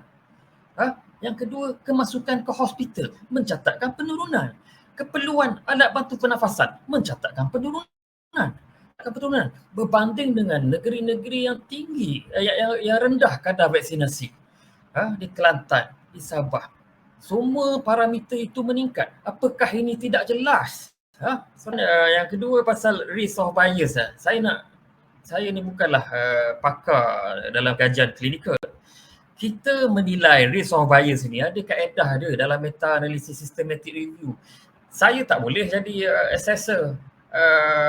Doktor-doktor yang sokong ivermectin tidak boleh dengan simply jadi assessor. Dia ada orang-orang untuk menjadi penilai untuk sesuatu kajian itu ada bias atau tidak. Dia ada sistem dia. Cochrane Risk of Bias 1, Cochrane Risk of Bias 2. Ada penilai dia. Ada kajian tentang penilai ini. Interactor, kajian Copen, ada graf dia lah. And then masih ada. Dan dakwaan dia tahun 2020 tak bagi vaksin, kurang mati. Tahun 2021 bagi vaksin, ramai mati. Sebab itu saya nak ajar Tuan Zaki, dalam kita menilai data ni, kita kena tengok confounder, pemboleh ubah. Tahun 2020 ada yang R0, R0 dia adalah 6 hingga 7. Satu orang boleh jangkit 6 hingga 7. Kalau alpha variant, satu orang boleh jangkit 1, 2 atau 3. Dan yang kedua, tahun 2020 PKP berkesan atau tidak? Tahun 2021 PKP berkesan atau tidak? Semua orang tahu benda ni. Tuan Belin, menteri itu, menteri ni, semua orang tahu. Ini pun boleh ubah. Yang kita kena consider dalam nak buat dakwaan. Dan kita tengok realiti dia yang katalah tahun 2021 ni ramai mati. Siapa yang ramai mati? Yang tak vaksin yang ramai mati. Saya ulang sekali lagi, 10 hingga 159 kali ganda lebih tinggi kematian golongan banding yang dah komplit 2 dos. Tentang keberkesanan vaksin, saya nak ulas lagi satu kajian daripada Singapura, Pointia. Dia kaji keberkesanan vaksin terhadap Delta variant. So dia bandinglah vaksin dengan tak vaksin. Ada 218 subjek kajian. Walaupun yang dah vaksin ni ramainya orang tua, tetapi keperluan untuk bantuan oksigen itu significantly kurang. Odd ratio 0.07, 14 kali gala lebih rendah. Lepas tu golongan yang tidak vaksin lebih banyak yang perlu pada lebih banyak yang menghadapi jangkitan paru-paru COVID, pneumonia. Dia punya darah dia, parameter dia CRP, LDH pun ALT naik. Lepas tu golongan yang tidak vaksin masuk ICU pun lebih ramai. Simptom, dari segi simptom sama juga 9.2 versus 28%. Dan antibody 66%. 100% dalam golongan yang dah vaksin, yang tak vaksin hanya 16%. Kemampuan untuk bunuh virus 98% pada yang dah vaksin dan hanya 20% pada yang tak vaksin. Ini kajian Singapura. Okey, terima kasih. Baik, terima kasih banyak. Terima kasih banyak Dr. Muhammad Syihamuddin. Nampak dah mula panas Alhamdulillah. Okey, baik, kita nak tutup sesi kedua ni dengan respon kedua daripada Encik Muhammad Zaki selama 5 minit. Dipersilakan. Okey, bismillahirrahmanirrahim. Terima kasih Dr. Syihamuddin di atas respon tadi. Jadi kalau kita kata vaksin untuk meningkatkan antibody itu, kalau kita bercakap kepada orang yang dah dijangkiti, memang dah tak valid sebab dia dah dijangkiti oleh virus. Jadi untuk meningkatkan antibody pesakit ni adalah sebelum dijangkiti. Jadi persoalan kita tadi adalah untuk orang yang dah positif. Jadi untuk orang yang belum positif, belum kena sebarang jangkitan, ini adalah golongan yang digesa untuk ada antibody tersebut. Jadi apa masalah kalau tak ada antibody lebih awal kepada COVID-19? Ini satu persoalan yang perlu kita fikirkan, kerana sebelum COVID datang, kita memang tak ada antibody khas terhadap COVID-19 tu, terhadap SARS-CoV-2. Okey, tapi bila kita dah dijangkiti, alhamdulillah 98% masih boleh sembuh dengan baik. Disebabkan oleh faktor-faktor yang kita tengok tadi. Dan doktor ada sebut mengenai ubat lain untuk COVID-19. Ubat lain untuk COVID-19 adalah kepada simptom COVID-19, tapi bukanlah antiviral tersebut membunuh direct SARS-CoV-2 yang dikatakan wujud dalam tubuh pesakit. Okey, dan saya kalau betul wujud antiviral yang betul-betul boleh menghapuskan SARS-CoV-2 ini, saya nak tahu. Okey, dan saya nak tengok keberkesanannya. Okey, dan kita akan kata tuan ada menyebut bahawa COVID-19 positif makin rendah apabila vaksinasi tinggi. Perkara ini pun kita perlu siasat balik. Kerana banyak degesaan untuk kita buat saringan kepada orang yang tak ada rekod vaksin. Kalau kita buat saringan yang sama kepada orang yang ada vaksin, walaupun kita nampak dia sihat, mereka boleh berkategori asymptomatic. Dan sebagai contoh, kita buat saringan kepada orang yang nak pergi Langkawi pun, walaupun dah ada rekod vaksin, masih ada juga yang mempunyai yang boleh dianggap sebagai positif COVID-19. Dan dalam kajian yang dinyatakan di luar negara, tak ada dalam slide saya, bahawa salah satu kajiannya di Israel, bahawa orang yang mempunyai vaksin, orang yang telah mengambil vaksin, mereka adalah pembawa virus yang 13 kali lebih banyak daripada orang yang tak vaksin. Kerana mereka boleh dianggap sebagai imun kepada jangkitan tersebut. Virusnya ada tapi tak nampak sakit. Hinggalah tahap imunitinya menurun, maka kita boleh nampak kesan virus tersebut untuk masuk dan bertapak dalam tubuh dia. Okey, dan untuk orang-orang yang tak ada vaksin, kita boleh nampak kesannya lebih cepat. Okey, kesannya lebih cepat dan sebilangan besar 98% boleh recover dengan lebih pantas. Jadi jika dikatakan PKP punca mati itu kurang, saya suka untuk menyatakan bahawa kebanyakan kematian yang berlaku adalah di hospital. Walaupun 2020 tak ada vaksin dan 2021 tak ada vaksin, tapi kematian itu bukanlah berlaku secara bukanlah brought in death seperti mana yang berlaku sekarang. Kematian tersebut yang mana dulu duduk dan berada semasa dalam rawatan di hospital. Jadi kalau kita nak jadikan ada vaksin dengan tak ada vaksin sebagai satu perbandingan yang wajar untuk kita tengok kadar kematian tu berlaku disebabkan tak vaksin, sebenarnya perkara ini hujah ini boleh dipertikaikan. Jadi untuk itu saya rasa respon saya ni tak perlu panjang disebabkan respon saya adalah respon kepada doktor juga. Jadi kalau di peringkat saya, okay, kita cuba tengok, kita bukan nak letakkan vaksin ni tak perlu. Okay, vaksin ni bukan kita nak tolak sepenuhnya. Okay, dia masih menjadi hak kepada semua orang untuk dia ambil vaksin ke untuk dia tak nak ambil vaksin. Bergantung kepada lifestyle dia, bergantung kepada sejauh mana dia menjaga pergaulan dia, sejauh mana dia menjaga SOP dia, sejauh mana dia menjaga sistem imuniti badan dia, sejauh mana dia menjaga diet dia. Jadi daya tahan tubuh bergantung kepada amalan kehidupan kita, bergantung kepada macam mana kita menjaga pergaulan, bergantung kepada cara macam mana kita menjaga tahap kesihatan kita. Mempunyai virus boleh dikatakan satu wabak yang ada di mana-mana di Malaysia. Orang kata campaklah orang tu di mana-mana pun boleh dapat positif. Sebab virus tu dah ada di mana-mana. Kita boleh anggap virus walaupun ada teori konspirasi mengatakan virus ni tak wujud. Tapi kita pakai naratif yang sama. Virus tu wujud, okey, dan virus tu ada di mana-mana. Jadi kalau di peringkat kerajaan, mereka saya tahu pihak kerajaan khuatir kalau ada ramai pesakit masuk ke hospital serentak. Tapi kita tidak boleh menjadikan ini vaksin sebagai penanda aras untuk kita meletakkan satu diskriminasi kepada orang yang tak ambil vaksin bahawa mereka ni berpotensi menjadi penyebar penyakit tu. Penyakit dengan jangkitan dua perkara yang berbeza. Tadi kita dah nampak orang yang ambil vaksin, okey, dia bersedia untuk terima jangkitan. That's why dia kena ada antibody awal. Jadi badan dia boleh kena that virus. Tiba-tiba kalau tak kena virus, so dia kena start buat antibody itu dan dia kena mampu untuk buat antibody itu. That's why orang tak nak ambil vaksin kena jaga kesihatan dengan baik. Baik, terima kasih banyak. Alhamdulillah kita dah habis 2 sesi respon-merespon, ucapan pembukaan. Kedua-dua panelis boleh tarik nafas, boleh minum kopi tapi jangan keluar pula daripada line, sabar dulu.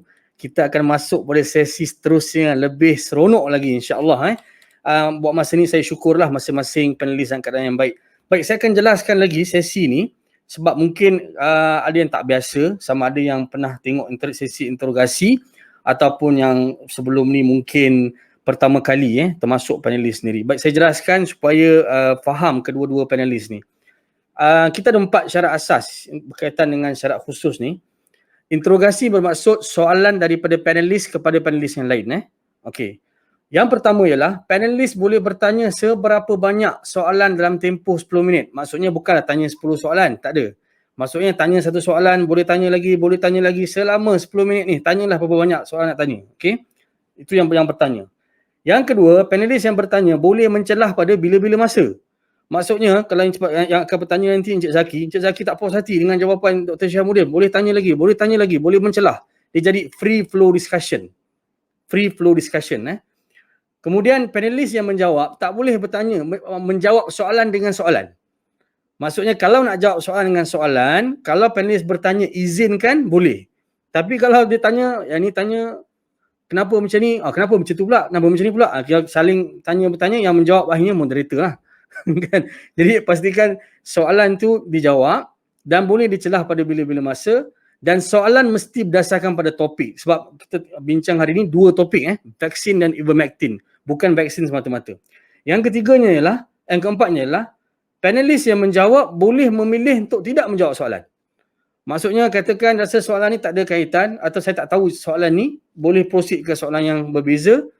Maksudnya yang bertanya boleh push, kalau dia tak mau jawab, okey, itulah hak dia. Kan, tadi dia bincangkan hak untuk mengambil vaksin kan. Ini hak untuk menjawab soalan. Okey. Baik, saya ingat semua dah bersedia. Kalau bersedia, thumbs up. Dr. Din, Dr. Encik Zaki, ready? Okey, saya mulakan 10 minit sesi interogasi yang pertama. Soalan daripada Encik Muhammad Zaki kepada Dr. Syahabuddin dipersilakan. Okey, soalan pertama saya teruskan dengan dua soalan dulu. Okey, kepada Dr. Syahabuddin. Okey, jika ivermectin boleh dianggap sebagai satu bentuk input perubatan yang berkesan untuk pesakit COVID, adakah Tuan akan menggunakannya dan Tuan akan merujuk kepada siapa dalam guideline untuk menggunakan ivermectin ini? Dan yang kedua, jika ada individu yang tidak mengambil vaksin dan mendapat jangkitan COVID-19 dan mendapat simptom COVID-19, jadi apa nasihat kita kepada mereka? Okey, soalan kedua apa tadi? Individu tak ambil vaksin?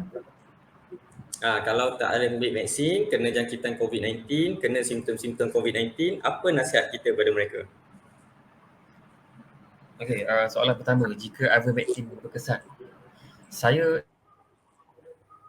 ikut data daripada ITAC trial KKM, Oxford Principal Trial, Active State US mengatakan ivermectin untuk pencegahan dan mild outpatient CAT 2, CAT 3 ITAC trial berkesan. Saya tidak ada masalah langsung untuk terima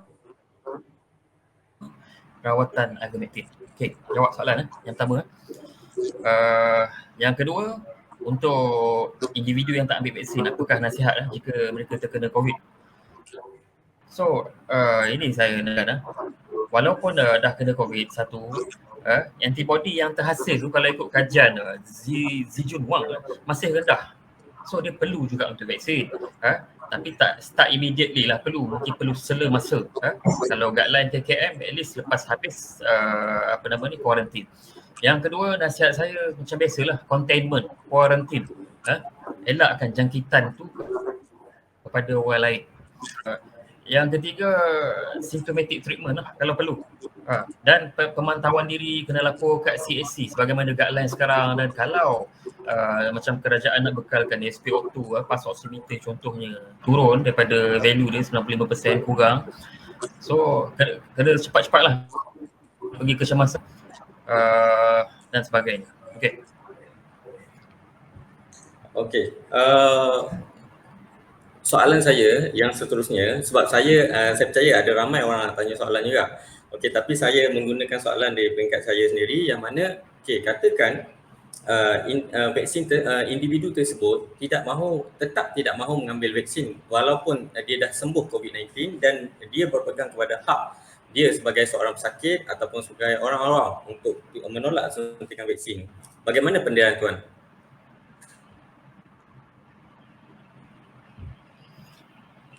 Okey, pendirian saya, kalau saya sebagai doktor perubatan, of course lah ambil. Sebab saya nampak vaksin tu sangat berkesan. Tapi sebagai seorang manusia lah, rakyat Malaysia, negara demokrasi, kerajaan kata tak wajib. Itu hak dia, tak nak ambil. Tapi kena follow rules seterusnya. Kalau kerajaan suruh swab berkala, maka dia kena buat. Tak boleh mengajar secara berdepan, cikgu contohnya lah. Maka dia kena ikut. Tak boleh masuk dine-in, dia kena ikut. Dan kalau kita nak sembang tentang hak asasi ni, bukan hak asasi orang tak ambil vaksin saja. Hak asasi orang untuk dapat cikgu yang dah vaksin contohnya. Hak asasi karya masjid untuk dapat jemaah yang dah vaksin contohnya. Hak asasi peniaga untuk dapat customer yang dah vaksin. Itu pun hak asasi. Okey, jadi itu jawapan doktor lah. Okey. Jadi adakah doktor beranggap orang yang tidak mengambil vaksin ini adalah sebagai pembawa pada virus tersebut ataupun pembawa kepada penyakit COVID-19 ini? Putus tadi, tak ambil vaksin? Adakah doktor beranggapan bahawa orang yang tidak mengambil vaksin adalah pembawa kepada penyakit tersebut? Pembawa kepada virus dan pembawa kepada penyakit tersebut. Ya, kalau ikut kajian yang Singapura saya beritahu tadi, city value orang yang tidak vaksin, dia city value ni lain sikit. Dia tinggi, maksudnya kurang viral load. Dia rendah, tinggi viral load. So, viral load lah kita sebut. Viral load orang yang tak ambil vaksin, compare dengan orang yang dah vaksin. Saya cakap, dua-dua positif, tapi viral load orang tak ambil vaksin ni lagi tinggi. So, kalau nak sebut secara relatif ni, dia lebih membawa daripada orang dah vaksin. Okey. Jadi tuan beranggapan bahawa orang yang telah mengambil vaksin berkemungkinan besar tidak akan menjadi pembawa kepada virus lah. Bermaksud berkemungkinan besar dia pun dah boleh bergerak dengan bebas tanpa menggunakan mask.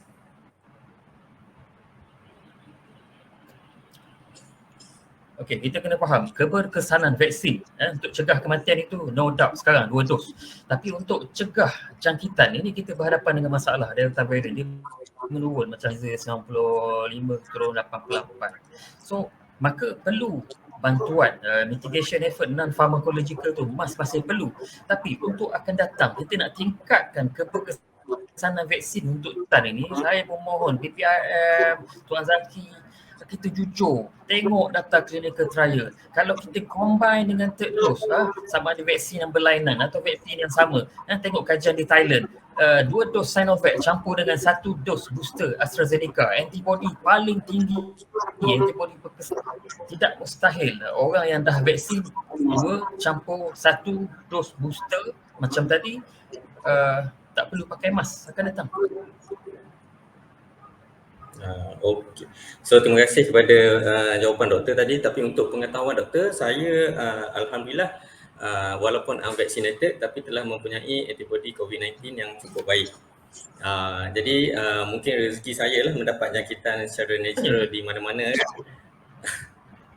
Okey. So alhamdulillah mungkin saya tergolong dalam golongan 98% yang sembuh daripada COVID-19 tersebut. Jadi saya berharap di peringkat doktor mungkin boleh memberi satu pandangan bagaimana untuk bagaimana untuk kita pastikan penggunaan Ivermectin di Malaysia ni boleh digunakan dengan satu guideline yang baik. Kerana kita tahu Ivermectin ada digunakan dalam masyarakat kita. Even rakan-rakan saya pun ada menggunakan Ivermectin untuk merawat COVID-19. Macam saya gunakan liposomal vitamin C. Saya tak guna Ivermectin, tapi saya masih mempunyai Ivermectin sebab orang bagilah. Okey, jadi bagaimana nasihat doktor kepada orang yang nak menggunakan Ivermectin ini? Okey, pertama sekali kena tahu Undang-Undang Malaysia off label hanya untuk clinical trial. So kalau kita nak benarkan juga yang luar daripada clinical trial ni guna, tak boleh lah, kena lawan undang tu dulu kan. Yang kedua, nak libatkan orang awam, nak bagi selamat. Saya cadangkan boleh follow macam mana US Active 6 buat, Oxford Principle Trial buat kajian lapangan dia melibatkan klinik-klinik kesihatan dalam kajian klinikal, dalam konteks kajian klinikal lebih selamat.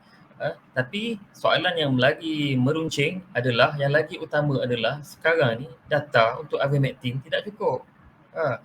Kita sembanglah macam mana pun, data tak cukup untuk dakwa ni berkesan. Dan kita nak repeat ujian yang US Oxford Principle Trial dah buat untuk outpatient mild COVID prophylaxis.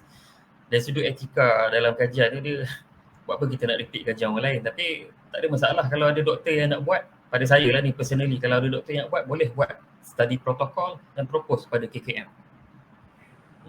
Okey. So terima kasih doktor. Saya pun berasa nak berkongsi juga bahawa jika KKM termasuk doktor sendiri berminat untuk membuat satu kajian berkait dengan penggunaan Ivermectin kepada orang ramai, kita akan mendapat ramai responden kerana telah ramai orang menggunakan Ivermectin dalam masyarakat kita dan mereka sembuh daripada jangkitan dan juga daripada penyakit COVID-19 tu, walaupun mereka telah berada pada stage 4 sebelum ini. Dan kita telah ada ramai individu sebegini. Jadi di peringkat saya saya berharap di peringkat Kementerian Kesihatan Malaysia termasuk dengan doktor, adakah berkemungkinan besar bahawa istilah yang disebut sebagai medical appetite akan di-apply di Malaysia? Okey, medical appetite ni kita kata double standard lah kan, daripada ke atas kaum kulit hitam dulu.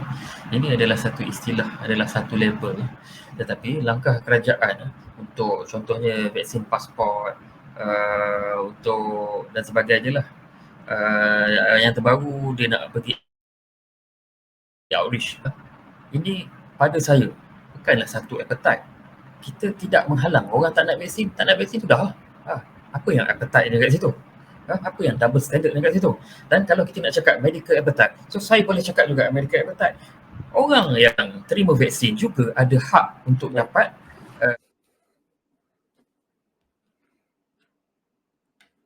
Baik, alhamdulillah kita selesai sesi interogasi yang pertama dan kita lihat banyak soalan-soalan yang menarik daripada Encik Muhammad Zaki kepada Dr. Muhammad Syahabuddin. Sekarang kita tukar position walaupun maintain dengan skrin yang sama, di mana Dr. Muhammad Syahabuddin akan bertanya kepada Encik Muhammad Zaki selama 10 minit. Dipersilakan.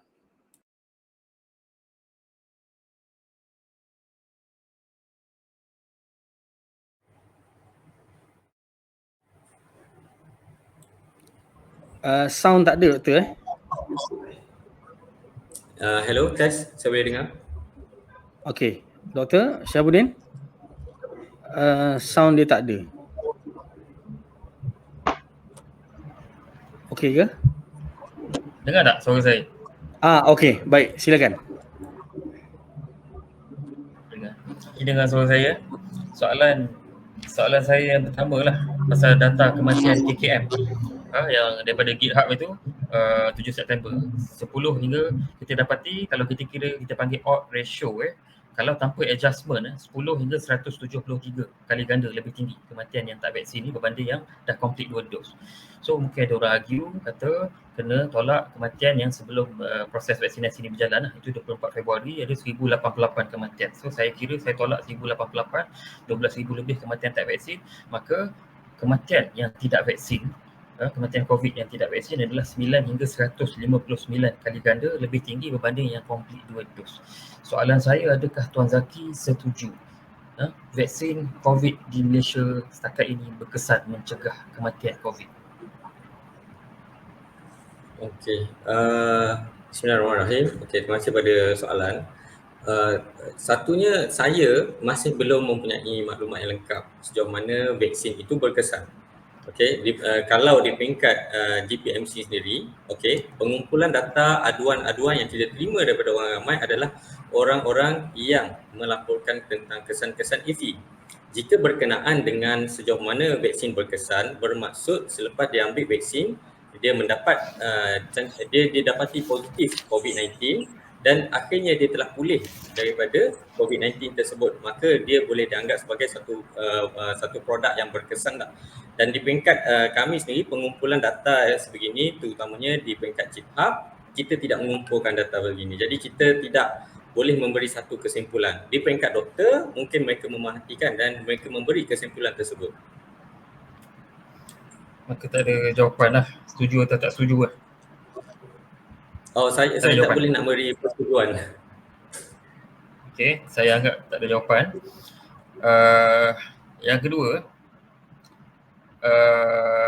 saya ada tonton lah Tuan punya video, dia punya ucapan vaksin significantly buat keguguran. Betul lah? Adakah itu dakwaan Tuan?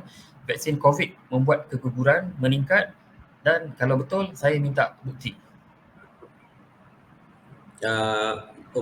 Ini jadi satu soalan juga. Saya nak tanya, saya di mana statement tu? Saya cuba saya cuba sebab saya tak ingat saya ada menyatakan bahawa vaksin menyebabkan keguguran. Okey, antara laporan-laporan yang kita terima adalah selepas pengambilan vaksin dibuat, maka keguguran berlaku. Jadi kita tidak mengeluarkan satu statement bahawa vaksin boleh menyebabkan keguguran kepada mana-mana individu yang ambil suntikan tersebut. Kalau kita melihat kepada rekod-rekod ataupun dapatan daripada saintis di luar negara, sebelum ini mereka tidak menggalakkan untuk ibu mengandung mengambil vaksin disebabkan kekurangan data. Dan hingga pada peringkat ini, untuk pengambilan vaksin masih terdapat kekurangan data, terutamanya di peringkat saintis yang membuat kajian. Jika kita lihat dalam konteks di Malaysia, kita telah memberi suntikan vaksin kepada ramai ibu-ibu yang mengandung dan hamil di Malaysia. Tapi kesan daripada suntikan tersebut, saya ada boleh potong. Silakan. Tuan Zaki kata tak ada data. Sebenarnya kalau kita cakap AstraZeneca setakat bulan 2, 5,807 yang dah divaksin pregnant woman, dan 5,807 pregnant, 2 miscarriage. Yang tak terima vaksin ada 39 miscarriage, 33%. Dalam Sinovac, memang Sinovac WHO kata tak ada data, tapi saya nampak di quote separuh. WHO kata pula lepas tu Sinovac inactivated vaccine, data untuk inactivated vaccine ni established, seperti tetanus, hepatitis B selamat dibagi untuk orang-orang mengandung. Pfizer pula, jangan kita kata tak ada data, 18,860 yang terima vaksin, dan 11 daripadanya boleh mengandung, kosong keguguran. Ini data bulan 2, saya tak ambil data terbaru pun. Ada yang tak vaksin 18,846, 1 keguguran, 12 mengandung lah. So untuk kita kata vaksin buat lagi satu, ada satu terbelit lah, ini bukan Tuan Zaki, golongan anti vaksin di UK katanya konon 81% menyebabkan keguguran. Sebenarnya itu tidak betul, salah pengiraan dia. Pengiraannya betul, kalau kita kira betul-betul pembahagi dia salah, kita akan dapat 3.65%. Background data sebelum COVID, sebelum zaman vaksin, jumlah keguguran di UK adalah 10 hingga 25%, lagi tinggi. Maka nak kata ada satu signal yang jelas vaksin menyebabkan keguguran, itu tak jelas. So saya boleh simpulkan, saudara cakap tak betul, vaksin ada data dia, sila rujuk. Okey, soalan saya yang seterusnya, tentang argumenting pernyataan tadi tu. Okey, saya respon dulu tentang pernyataan tu. So saya berharap mungkin kita boleh ada satu lagi sesi. Ini jawapan saya, mungkin kita ada boleh satu lagi sesi yang mana kita mengulas dan mengupas lebih detail tentang ibu yang mengandung dalam isu pengambilan vaksin. Mungkin tuan boleh setuju. Kena tengok kat saya kena buat thesis proposal bagi tarikh awal. Okey, soalan saya pasal kajian Kelly, kajian Australia pasal ivermectin tadi. Lepas kita kira dia pakai 5 micromolar tu, dos yang digunakan tu adalah 32 kali ganda lebih tinggi. Ini satu masalah. Tidak boleh pakai dos setinggi ni dalam manusia. Dah pakai 32 kali ganda lebih tinggi, nampak tak berkesan juga. Kepekatan berkesan dalam paru-paru tak tercapai dengan makan, cara makan.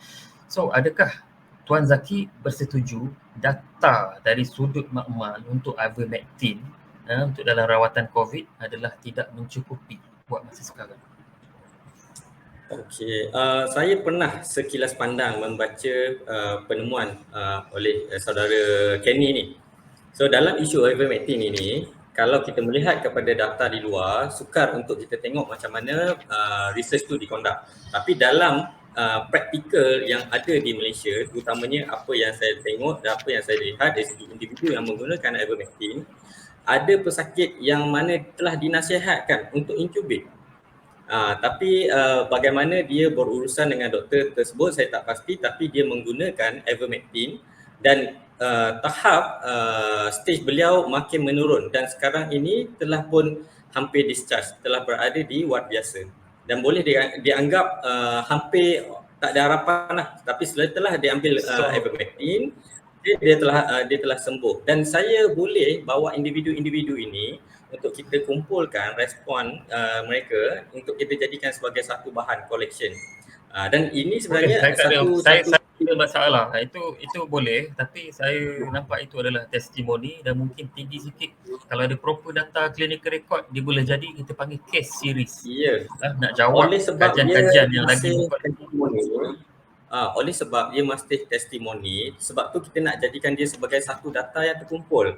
Ada record, ada nama orangnya, ada IC numbernya, di mana dirawat, berapa banyak jumlah ivermectin diambil. Maka daripada itu saya sudi bagi kerjasama. Saya sudi bagi kerjasama kalau nak kaji pasal tu Tapi okey, terima kasih. Saya suka dengar benda tu. Okey, tadi Tuan Zaki berulang kali bagi tahu lepas ambil vaksin ni dia tak properly cure penyakit COVID, dia tak prepare antibody. Sedangkan vaksin ni perkara paling asas, dia initiate, dia stimulate antibody. Mungkin apa yang saya faham lah Tuan Zaki nak beritahu tak ada rawatan sebenarnya dalam annex protokol KKM. Maka saya nak tanya Tuan Zaki lah, adakah sebab masih dah makin sikit Saya jawab Adakah lepas sebab vaksin tak ada antibody? okey, nombor satu, apa yang menghapuskan virus dalam badan kita adalah sistem immunity kita, sistem pertahanan tubuh kita. Vaksin ni sekadar untuk kita kenal dengan virus tu lebih awal sahaja. Jadi tanpa ada vaksin pun badan kita masih boleh respon dan juga masih boleh menentang jangkitan hingga kita boleh pulih dan sembuh seperti biasa walaupun tak ada vaksin. Perbezaannya ada antibody ataupun tak ada antibody sebelum tu. Dan kalau tak ada vaksin pun badan kita masih boleh menghasilkan antibody. Kalau dengan vaksin pun sebenarnya tujuan dia adalah untuk badan kita respon kepada jangkitan artificial tu ataupun jangkitan olok-olok tu supaya kita ada antibody, supaya badan kita boleh react dan memberi tindak balas lebih cepat untuk mengurangkan ataupun menghapuskan jangkitan ataupun menghapuskan situasi penyakit tersebut. Orang tak vaksin tidak ada antibody IgM. Orang dah vaksin ada antibody IgM, IgG. Berapa kadar cepat orang tak vaksin ni untuk respon? So antara dapatan yang saya pernah baca, perbezaan masanya hanya 2 hari. Perbezaan masanya hanya 2 hari. Dan ramai individu 98% yang sembuh itu tak sampai pada 14 hari jangkitan pun. Sistem onset 5 days, 6 days. Baik. Alhamdulillah. Pelbagai soalan balas telah ditanya dan masing-masing telah menjawab. Saya rasa sekarang dalam keadaan kita bertenang. Jadi kepada semua yang ada di Facebook dan sebagainya, saya harap juga bertenang. Saya pasti ada banyak komen-komen yang keluar. Pada saya juga moderator dan saya juga pendengar pada majlis dialog ni, saya harap kita berfikiran terbuka, buka minda kita, buka hati kita dengan lihat kepada fakta, lihat kepada hujah. Sebelum kita masuk pada kesimpulan terakhir lah, sebab saya bagi masa juga untuk pada panelis ni menarik nafas. Baik, kita dah masuk ke kesimpulan. Kan kita dah 10.40 nak dekat ni. Jadi kalau makin lama nanti makin panjang pula discussion kita. Dan mungkin kita boleh ada diskusi yang berbeza. Okey, insya-Allah. Cuma tajuk kita sekali lagi adalah ivermectin dengan vaksin. Maka kesimpulan yang terakhir, saya mulakan dengan Encik Muhammad Zaki selama 5 minit. Dipersilakan. Okay, terima kasih kepada Tuan Moderator Dr. Muhammad Yusof. Okey, saya mengucapkan syukur dan terima kasih kerana kita ada sesi pada malam ini dan sesi ini pada saya cukup baik dan cukup sihat untuk situasi kita berhadapan dengan situasi yang kita sebut sebagai pandemik yang hampir kepada endemik ini. Dan dalam topik perbahasan tentang ivermectin dan juga vaksin, saya mengakui bahawa antara kedua-dua produk ini, ivermectin ke vaksin ke, dua-dua ada benefit. Dan kita sebagai pesakit, kalau kita tengok pada Nuremberg Code dalam mana-mana konteks rawatan dan hak sebagai seorang individu kepada rawatan, okey, setiap manusia ada berhak untuk membuat keputusan bagaimana penjagaan diri dia hendak dilakukan. Dan kalau kita tengok dalam konteks COVID-19 ini, disebabkan kita mengisytiharkan benda ni sebagai satu wabak, maka kita menguatkuasakan akta, akta penyakit-penyakit. Dan kita telah hampir 18 bulan, hampir nak masuk 2 tahun dah berhadapan dengan situasi yang kita sebut sebagai pandemik COVID-19 ini, dan kita menghampiri endemik. Tapi walau bagaimanapun kita dapat lihat bahawa jangkitan tu masih sentiasa berlaku. Virus yang kita sebut sebagai SARS-CoV-2 tu masih circulated, masih beredar dalam masyarakat. Sebelum ini kita banyak membuat swab test, kita membuat saringan untuk mengesan orang yang mempunyai virus tersebut, orang yang mempunyai jangkitan tersebut. Tapi sebenarnya dalam konteks yang lebih besar, berkemungkinan besar lebih ramai rakyat Malaysia sebenarnya telah mempunyai jangkitan sebelum sempat kita menyaring semua orang. Okey, disebabkan saringan dibuat mengikut kapasiti yang ada oleh KKM. Dan berkemungkinan besar sebelum seseorang individu itu disaring, berkemungkinan besar sebenarnya dia dah sembuh daripada COVID pun, sebenarnya dah sembuh daripada jangkitan tersebut. Sebab tu kalau kita tengok ramai individu yang di-swab, di-swab PCR, RT-PCR, mereka didapati positif sebab kita mengesan strain ada dalam hidung mereka tapi mereka tak ada simptom. Jadi berkemungkinan besar sebenarnya mereka dah demam, dah jatuh sakit lama dah sebelum tu, dah sembuh dah. Tapi bila swab positif, disebabkan dia punya RNA kita dapat tukar kepada DNA dan kita boleh baca dia punya reverse transcript polymerase chain reaction tu kan. Jadi kat sini sebenarnya kita dah kena hidup bersama-sama virus ni sebenarnya dah lama. Tapi disebabkan di peringkat kerajaan yang mana melihat bahawa mereka sebagai pihak yang bertanggungjawab mengawal jangkitan dalam masyarakat, saya tak menyalahkan pihak kerajaan dalam mengusahakan nak mengawal jangkitan. Tapi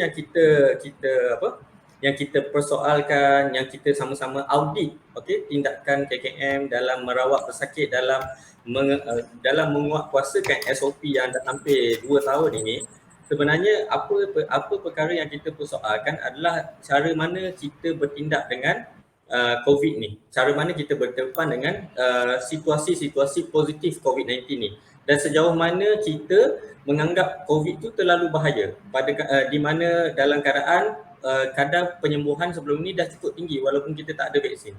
Vaksin sebagai satu ikhtiar, saya boleh terima, tak ada masalah.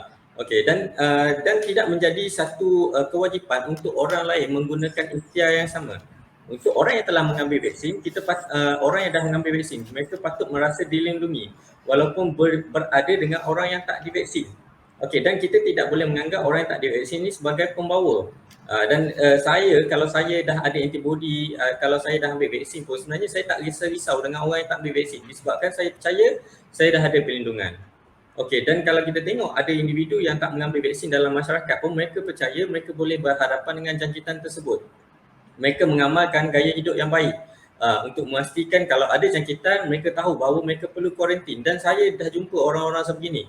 Mereka dah didapati positif dengan menggunakan kit kendiri dan mereka memilih untuk berkuarantin, melakukan kuarantin kendiri tanpa sebarang arahan daripada pihak lain, tanpa pakai gelang pun sebenarnya. Sampailah dah sembuh, mereka basuh hidung, cuci hidung, buang semua virus, sisa-sisa virus yang ada dalam hidung dia tu. Kalau swab pun memang dah tak positif dah. Buat RTK antigen pun sebenarnya dah tak positif dah. Jadi kat sini bukan kita kenapa gerakan post-mortem COVID-19 ni wujud, kerana wujud banyak persoalan-persoalan yang tak terjawab, banyak isu-isu kontroversi yang tak terjawab dalam masyarakat, terutamanya juga dari segi keselamatan vaksin. Keselamatan vaksin bukan semata-mata cecair ataupun produk itu, tapi adalah tindak balas yang berlaku selepas itu. Dan bagaimana kita merekodkan kesan sampingan juga perlu dinilai semula. Kerana kesan sampingan boleh berlaku even beberapa bulan akan datang. Dia tak habis dengan suntikan sahaja.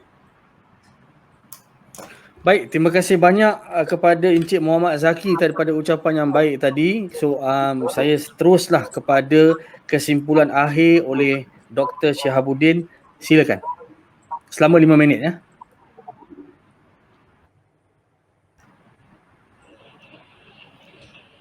Ya, terima kasih pengerusi dan Tuan Zaki sudi malam ini diskusi dengan saya. So kesimpulan saya, ivermectin dan vaksin tajuk kita malam ni, saya tak keluar tajuk. Stick dengan tajuk. So ivermectin ni bias dia tinggi, kita tak dapat nak serta dia berkesan atau tidak. Tunggulah kajian yang akan datang. Dan vaksin almost kata tak ada bias lah. Paling tinggi pun 25%. So dari sudut keselamatan tak ada isu sangat. Cuma kalau beli sendiri ada masalah. Seperti di Mississippi 70% kes beli ivermectin haiwan. Keberkesanan paling kurang pun dari sudut mencegah jangkitan vaksin 83% berkesan untuk alpha variant dan ivermectin 4% saja. Ini saya tak sebut.